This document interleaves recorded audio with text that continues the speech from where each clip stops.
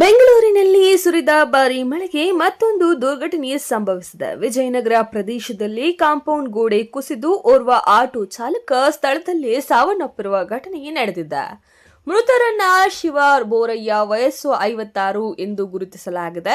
ಇಂದು ಸಂಜೆ ಬೆಂಗಳೂರಿನಲ್ಲಿ ಸುರಿದ ಧಾರಾಕಾರ ಮಳೆಯ ಪರಿಣಾಮ ಈಗಾಗಲೇ ದುರ್ಬಲ ಸ್ಥಿತಿಯಲ್ಲಿದ್ದ ವಿಜಯನಗರ ಕ್ಲಬ್ನ ಕಾಂಪೌಂಡ್ ಗೋಡೆ ಏಕಾಏಕಿ ಕುಸಿದಿದೆ. ಘಟನೆಯ ವೇಳೆ ಶಿವ ಬೋರಯ್ಯ ತಮ್ಮ ಆಟೋದಲ್ಲಿ ಇದ್ದರೂ ಏಕಾಏಕಿ ಗೋಡೆ ಆಟೋ ಮೇಲೆ ಬಿದ್ದ ಪರಿಣಾಮ ಆಟೋ ಸಂಪೂರ್ಣವಾಗಿ ಜಗ್ಗಿದ್ದು ಅದರಡಿ ಸಿಲುಕಿದ ಚಾಲಕ ಸ್ಥಳದಲ್ಲೇ ಮೃತಪಟ್ಟಿದ್ದಾರೆ ಎನ್ನಲಾಗಿದೆ. ಸ್ಥಳೀಯರು ತಕ್ಷಣ ರಕ್ಷಣಾ ಕಾರ್ಯಕ್ಕೆ ಮುಂದಾದರು. ಅಷ್ಟರಲ್ಲಿ ಶಿವ ಬೋರಯ್ಯ ಪ್ರಾಣ ಕಳೆದುಕೊಂಡಿದ್ದರು. ಮಾಹಿತಿ ತಿಳಿದು ವಿಜಯನಗರ ಪೊಲೀಸರು ಸ್ಥಳಕ್ಕೆ ಭೇಟಿ ನೀಡಿ ಪರಿಶೀಲನೆ ನಡೆಸಿದ್ದಾರೆ.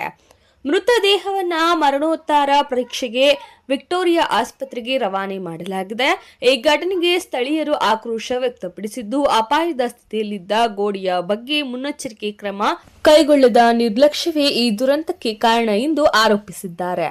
ಭಾರೀ ಮಳೆಯ ಸಂದರ್ಭದಲ್ಲಿ ಹಳೆಯ ಕಟ್ಟಡಗಳು ಹಾಗೂ ದುರ್ಬಲ ಗೋಡೆಗಳ ಬಗ್ಗೆ ಎಚ್ಚರಿಕೆ ವಹಿಸುವಂತೆ ಸಾರ್ವಜನಿಕರಿಗೆ ಪೊಲೀಸರು ಮನವಿ ಮಾಡಿದ್ದಾರೆ.